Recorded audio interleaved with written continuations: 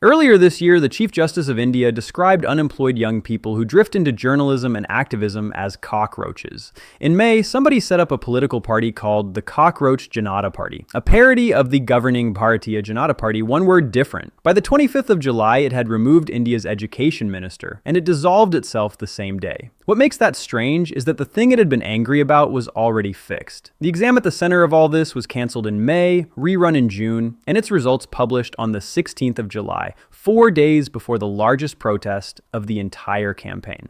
So in this video, we're going to explain how a satirical account with no leader became something a government could not shut down, why that government's own repair job made the anger worse, and where 200,000 students went. Never miss an episode. Hit subscribe, ring the bell, and stay in the loop. Let's start with the party itself, because its shape explains most of what follows. It was set up on the 16th of May by Abhijit Dipke, a 30-year-old political communications strategist. There was no manifesto and no organization behind it, just a name, a mascot, and an account. That turned out to be enough. It passed the BJP's own Instagram following in 4 days, having posted 54 times to the BJP's 18,000. A conventional protest movement has an organization, an office, and a leadership, all of which can be negotiated with, discredited, or arrested. This one had a hashtag. It was cheap to join because joining meant posting. It was difficult to ban because there was no registered entity to prescribe. And it was awkward to dismiss as an opposition front because it predated any opposition party's involvement in it. By early June, it had moved outdoors into a permanent sit-in at Jantar Mantar, the protest ground near Parliament. But a satirical account is not a protest movement, and an insult is not a grievance. What turned one into the other was an exam. NEET-UG is India's centralized entrance examination for undergraduate medical courses. This year, about 2.3 million people registered for it, competing for roughly 129,000 medical seats, or around 18 candidates for every place and closer to 36 for every government place. That ratio has been fairly steady for years, because seats and applicants have grown together. Where one examination allocates something that's scarce to millions, it stops being an administrative process and becomes the process. On the 3rd of May, about 2.2 million candidates sat it. 9 days later, the National Testing Agency canceled it outright. And 4 days after that, the Cockroach Janata Party existed. Investigators had found that a paper circulating before the exam matched well over half the questions on the real one. The Central Bureau of Investigation took the case the same day, and 13 people have since been arrested. Then the agency did more or less what it was supposed to do. A replacement exam was announced 3 days after the cancellation and held on the 21st of June, with nobody required to register again or pay a second fee. That should have been the end of it. For 5 years, attendance at NEET had been stable, above 94% every year. On the 3rd of May, 96.7% of registered candidates turned up. On the 21st of June, with the same registered cohort and the same seats on offer, attendance fell to 87.7%.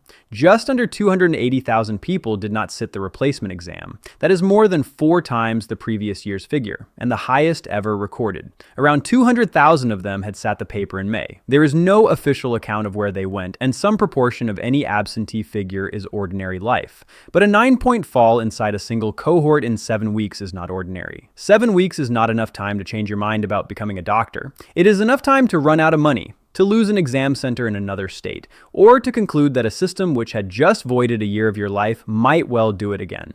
At least 11 candidates died by suicide in the 46 days between the cancellation and the replacement. Some counts run to 13. So by July, the joke had a grievance with a number attached to it, and it was still camped outside Parliament. The government's response supplied the rest. On the 18th of July, police removed Sonam Wangchuk, a Ladakhi engineer who had been refusing food since the 28th of June, from the protest site and took him to hospital on a court direction. 2 days later, as the monsoon session of Parliament opened, tens of thousands of people attempted to march on the building itself after police refused them permission. They were met with batons, tear gas, and water cannon. Official figures put the injured at about 180, a number that includes security personnel, and dozens of people were detained. The crackdown did not end the protest. It made it national, with demonstrations within days in more than a dozen cities. A movement whose brand was a judge's insult had now been handed a second one, and both of them had come from the state. At this point, an obvious question is what exactly all of those people were marching for. The exam had been rerun a month earlier, the results were out, and the investigation was with the CBI.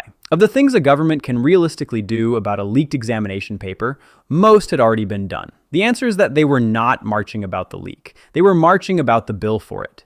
Every remedy the state had produced was addressed to the exam. None of them was addressed to the people the exam had been taken away from. There was no mechanism for the candidate who could not afford to travel a second time, and no acknowledgement at all of the 200,000 who did not return in June. The system had been repaired, the cohort had not. What the government conceded on the 25th of July follows that logic precisely. Pradhan resigned, citing moral responsibility. The government agreed to pay 1 crore rupees to the family of each student who had died by suicide, and to guarantee in writing that no action would be taken against protesters. The CJP declared victory and withdrew the same day. Those 3 concessions have something in common. Each one is owed to a named person, whether a minister, a family, or a protester, and each can be delivered by a decision rather than by an institution. The structural items sit differently, and their timing is the whole point. The exam was canceled and rerun before the movement ever reached the streets, and the CBI took the case in May. The one genuinely new measure, an amendment to the Public Examinations Act carrying fast-track courts and up to 10 years for an organized leak, was cleared by the cabinet the day after the resignation. It has not yet passed. An independent audit of the National Testing Agency, which is the demand that would actually change how the exam is run, was not conceded at all. The government has established that sustained street pressure can remove one of its ministers, which is not a precedent any government wants on the record, and it has done that while conceding, in institutional terms, remarkably little. Pradhan's portfolio went to Pralhad Joshi, who already had another one. The movement is holding the mirror image of the same trade-off, and the main constraint there is not political, but structural. It had no leader, no office, and no membership role, and the qualities that made it impossible to suppress are the same ones that made it impossible to hold out. A movement with a negotiating committee can refuse an offer and stay in the field. A hashtag cannot, because once the demand everybody agreed on has been met, nobody has standing to tell 11 million followers the offer is insufficient. The concessions it won were the only kind a leaderless movement is structurally capable of accepting. So in the short term, what is worth watching is narrow and specific. Whether the amendment bill passes the monsoon session or quietly lapses. Whether anyone commissions that audit of the testing agency. And whether the compensation, which currently has a figure but no eligibility rule and no payment route, turns into a transfer rather than an announcement. The Cockroach Janata Party got what it asked for, which is more than most street movements manage and a great deal less than the thing it was angry about. The exam will be sat again next spring by roughly the same number of people, competing for roughly the same number of places, administered by the same agency, under a law that has not yet been passed. The 200,000 who walked away in June will not be among them. Nothing that was agreed in July was addressed to them, and nothing proposed since has been either.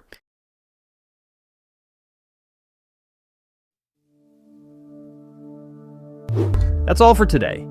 Your daily shot of the world.